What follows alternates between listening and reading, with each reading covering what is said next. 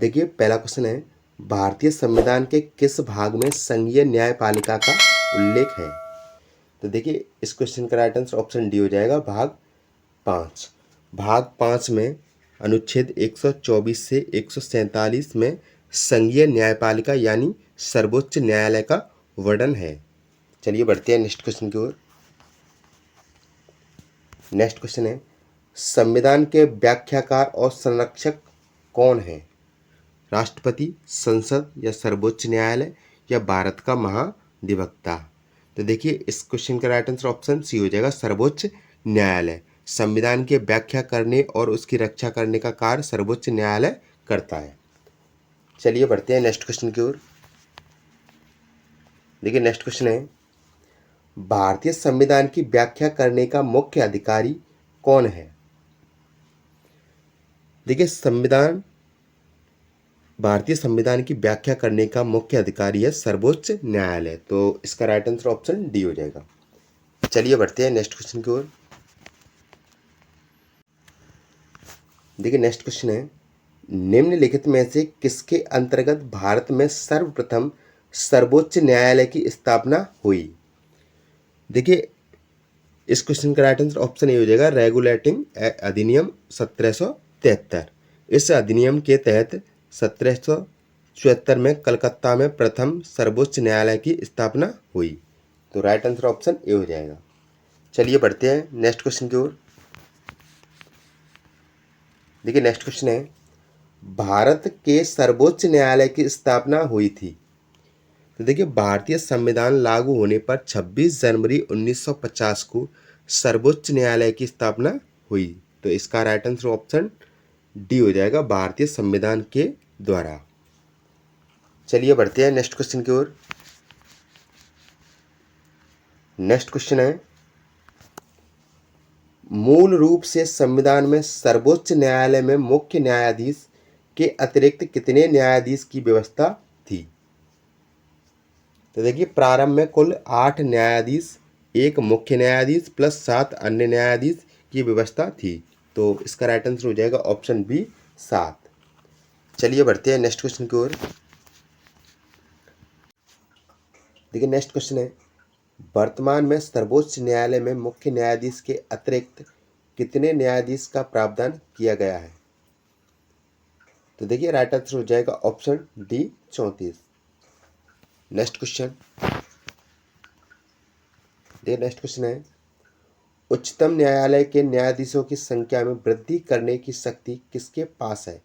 प्रधानमंत्री के, राष्ट्रपति के, संसद के या विधि मंत्रालय? देखिए संविधान के अनुसार संसद कानून द्वारा न्यायाधीशों की संख्या निर्धारित करती है। तो राइट आंसर हो जाएगा ऑप्शन सी, संसद। नेक्स्ट क्वेश्चन, देखिए नेक्स्ट क्वेश्चन है, सर्वोच्च न्यायालय के न्यायाधीशों की निम्न में से कौन सी अर्हता होनी चाहिए? वह किसी एक या अधिक उच्च न्यायालयों में लगातार कम से कम 5 वर्ष तक न्यायाधीश के रूप में कार्य कर चुका हो, या वह किसी एक या अधिक उच्च न्यायालयों में लगातार 10 वर्षों तक अधिवक्ता रहा हो, या वह एक पारंगत विधिवेत्ता हो, या उपयुक्त में से कोई भी? तो देखिए राइट आंसर ऑप्शन डी हो जाए, उपयुक्त में से कोई भी। चलिए बढ़ते हैं नेक्स्ट क्वेश्चन की ओर। नेक्स्ट क्वेश्चन है, उच्चतम न्यायालय के मुख्य न्यायाधीश की नियुक्ति कौन करता है? लोकसभा का अध्यक्ष, या राज्यसभा का सभापति, या प्रधानमंत्री, या राष्ट्रपति? देखिए भारत के राष्ट्रपति सर्वोच्च न्यायालय के मुख्य न्यायाधीश की नियुक्ति करते हैं। तो इस क्वेश्चन का राइट आंसर हो जाएगा ऑप्शन डी, राष्ट्रपति। नेक्स्ट क्वेश्चन,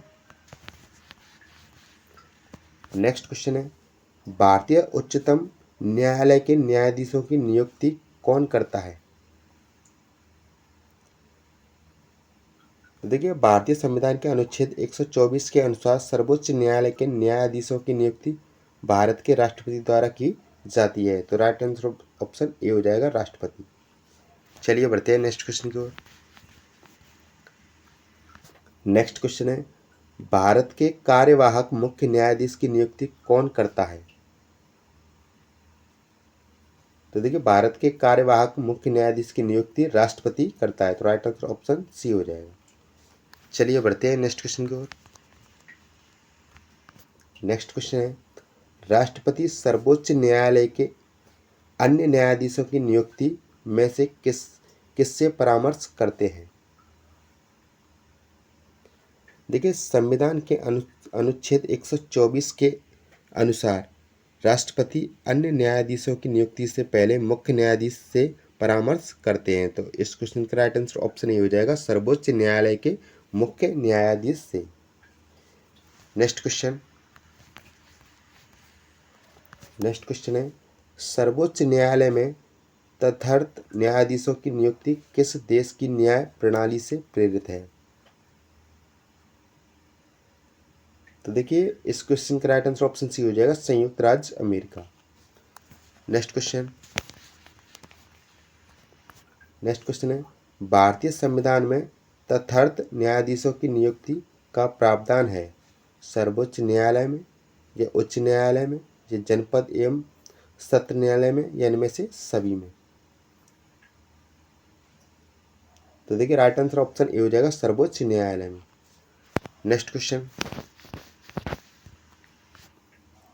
सर्वोच्च न्यायालय में तदर्थ न्यायाधीश की नियुक्ति होती है जब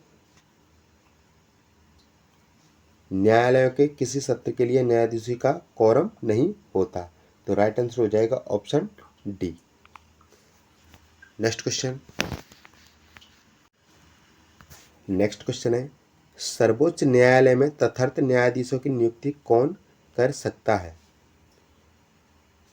तो देखिए, अनुच्छेद 127 के अनुसार राष्ट्रपति मुख्य न्यायाधीश के परामर्श से तदर्थ न्यायाधीश नियुक्त कर सकते हैं। तो राइट आंसर हो जाएगा ऑप्शन बी, सर्वोच्च न्यायालय के मुख्य न्यायाधीश के परामर्श से राष्ट्रपति। नेक्स्ट है, सर्वोच्च न्यायालय में न्यायाधीश नियुक्त होने के लिए व्यक्ति को कम से कम कितने वर्ष उच्च न्यायालय का एडवोकेट होना चाहिए? 20 वर्ष, 10 वर्ष, 8 वर्ष या 5 वर्ष? तो देखिए, राइट आंसर ऑप्शन बी हो जाएगा, 10 वर्ष। नेक्स्ट क्वेश्चन है, उच्चतम न्यायालय के मुख्य न्यायाधीश कितने वर्ष की आयु तक पदधारी रहते हैं? देखिए, संविधान के अनुच्छेद 124 के 2 के तहत सर्वोच्च न्यायालय के न्यायाधीश की सेवानिवृत्ति की आयु 65 वर्ष है। तो राइट आंसर ऑप्शन ए हो जाएगा। नेक्स्ट क्वेश्चन, उच्चतम न्यायालय के न्यायाधीशों की सेवानिवृत्ति की आयु है? तो देखिए, राइट आंसर ऑप्शन ए हो जाएगा, 65 वर्ष। नेक्स्ट क्वेश्चन, सर्वोच्च न्यायालय का न्यायाधीश कितनी आयु तक कार्यरत रहता है?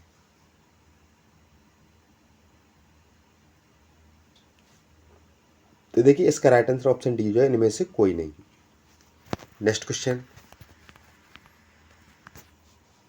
सर्वोच्च न्यायालय के न्यायाधीशों को उसके पद से केवल किन प्रमाणित आधारों पर हटाया जा सकता है?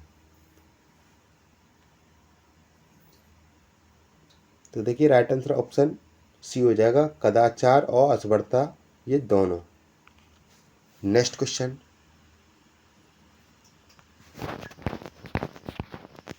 नेक्स्ट है, लाभ का पद परिभाषित हुआ है संविधान द्वारा या सर्वोच्च न्यायालय द्वारा या संघीय मंत्रिपरिषद द्वारा या संसद द्वारा?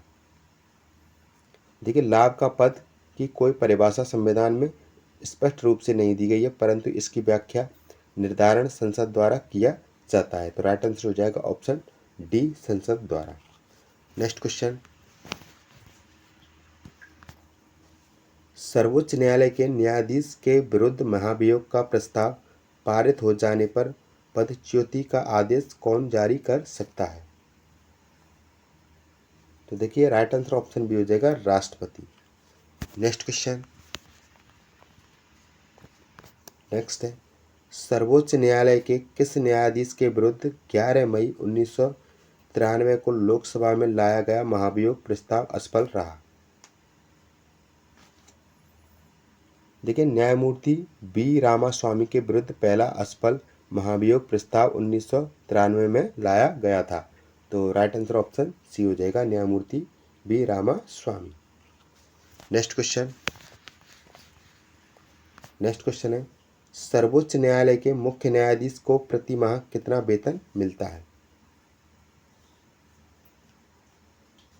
देखिए, 7वें वेतन आयोग के अनुसार मुख्य न्यायाधीश का वेतन 2,80,000 हो चुका है, परंतु यहाँ पुराने आंकड़ों पर आधारित प्रश्न 1,10,000, तो इसका राइट आंसर ऑप्शन डी हो जाएगा। नेक्स्ट क्वेश्चन, सर्वोच्च न्यायालय के अन्य न्यायाधीशों को प्रति माह कितना वेतन मिलता है? तो देखिए, राइट आंसर ऑप्शन सी हो जाएगा, 1,00,000 रुपये। नेक्स्ट क्वेश्चन, जब राष्ट्रपति और उपराष्ट्रपति दोनों के पद खाली हो तब उनके काम कौन करेगा? देखिए, ऐसी स्थिति में मुख्य न्यायाधीश कार्यवाहक राष्ट्रपति बनते हैं, जैसा कि 1969 में एम हिमायतुल्लाह ने किया था। तो राइट आंसर हो जाएगा ऑप्शन सी, भारत के मुख्य न्यायाधीश। चलिए बढ़ते हैं नेक्स्ट क्वेश्चन की ओर। नेक्स्ट क्वेश्चन, निम्नलिखित में से भारत के किस मुख्य न्यायाधीश ने राष्ट्रपति के रूप में काम किया? तो देखिए, राइट आंसर ऑप्शन ए हो जाएगा, जस्टिस एम हिदायतुल्लाह।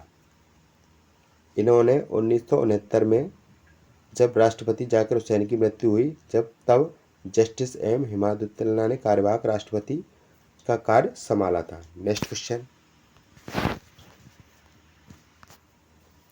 सेवानिवृत्ति के पश्चात सर्वोच्च न्यायालय के न्यायाधीश वकालत कर सकते हैं केवल सर्वोच्च न्यायालय में, या केवल उच्च न्यायालय में, या सर्वोच्च न्यायालय तथा उच्च न्यायालय दोनों में, या किसी भी न्यायालय में नहीं? तो देखिए, राइट आंसर ऑप्शन डी हो जाएगा, किसी भी न्यायालय में नहीं। नेक्स्ट क्वेश्चन, सर्वोच्च न्यायालय के अधिकार क्षेत्र में वृद्धि करने का अधिकार किसे प्राप्त है? तो देखिए, राइट आंसर ऑप्शन सी हो जाएगा, संसद। अनुच्छेद 138 के अनुसार संसद के पास सर्वोच्च न्यायालय के अधिकार क्षेत्र में वृद्धि करने का अधिकार है। नेक्स्ट क्वेश्चन, सर्वोच्च न्यायालय में न्यायिक कामकाज के लिए किस भाषा का प्रयोग किया जाता है? तो देखिए, इस क्वेश्चन का राइट आंसर ऑप्शन बी हो जाएगा, अंग्रेजी। संविधान के अनुच्छेद 348 के अनुसार सुप्रीम कोर्ट में कार्य की भाषा अंग्रेजी ही है। नेक्स्ट क्वेश्चन है, सर्वोच्च न्यायालय किस संस्था का निरीक्षण कर सकता है? तो देखिए, राइट आंसर ऑप्शन सी हो जाएगा, अधीनस्थ न्यायालय। नेक्स्ट क्वेश्चन, भारत में न्यायपालिका है स्वतंत्र, या संसद के अधीन, या राष्ट्रपति के अधीन, या प्रधानमंत्री के अधीन? तो देखिए, राइट आंसर ऑप्शन ए हो जाएगा, स्वतंत्र। भारत में न्यायपालिका स्वतंत्र और कार्यपालिका तथा विधायिका से पृथक है, जो लोकतंत्र का मूल आधार है। नेक्स्ट क्वेश्चन है, भारत में न्यायपालिका का स्वरूप है? देखिए, भारत में न्यायपालिका का स्वरूप है एकीकृत। तो राइट आंसर ऑप्शन बी हो जाएगा। चलिए बढ़ते हैं नेक्स्ट क्वेश्चन की ओर। नेक्स्ट क्वेश्चन, राष्ट्रपति और उपराष्ट्रपति के निर्वाचन में विवाद के मामलों को किसको प्रस्तुत किया जाता है? तो देखिए, राइट आंसर ऑप्शन सी हो जाएगा, भारत का उच्चतम न्यायालय। अनुच्छेद 71 के अनुसार राष्ट्रपति और उपराष्ट्रपति के चुनाव से संबंधित विवादों का निर्णय केवल उच्चतम न्यायालय ही कर सकता है। नेक्स्ट क्वेश्चन, राष्ट्रपति और उपराष्ट्रपति से संबंधित चुनाव विवादों को सुलझाने का अधिकार उच्चतम न्यायालय को है, या उसका यदि कोई कानून या आदेश संविधान के विपरीत हो तो उसे संवैधानिक घोषित करना? तो इसका राइट आंसर ऑप्शन ए हो जाएगा। नेक्स्ट क्वेश्चन, राष्ट्रपति कानूनी मामलों में किससे परामर्श ले सकता है? तो देखिए राइट आंसर ऑप्शन डी हो जाएगा, सर्वोच्च न्यायालय। राष्ट्रपति कानूनी मामलों में सर्वोच्च न्यायालय से परामर्श ले सकता है। नेक्स्ट क्वेश्चन, उच्चतम न्यायालय को परामर्शदात्री बनाया गया है। तो देखिए इसका राइट आंसर ऑप्शन सी हो जाएगा, अनुच्छेद 143 में। नेक्स्ट क्वेश्चन, न्यायिक पुनरावलोकन का अधिकार किसे है? तो देखिए इसका राइट आंसर ऑप्शन बी हो जाएगा, सर्वोच्च न्यायालय। नेक्स्ट क्वेश्चन, भारत में न्यायिक पुनरीक्षण की शक्ति का प्रयोग किया जाता है। देखिए राइट आंसर ऑप्शन बी हो जाएगा, सर्वोच्च न्यायालय तथा उच्च न्यायालय द्वारा। नेक्स्ट क्वेश्चन है, उच्चतम न्यायालय के न्यायाधीश पुनरीक्षण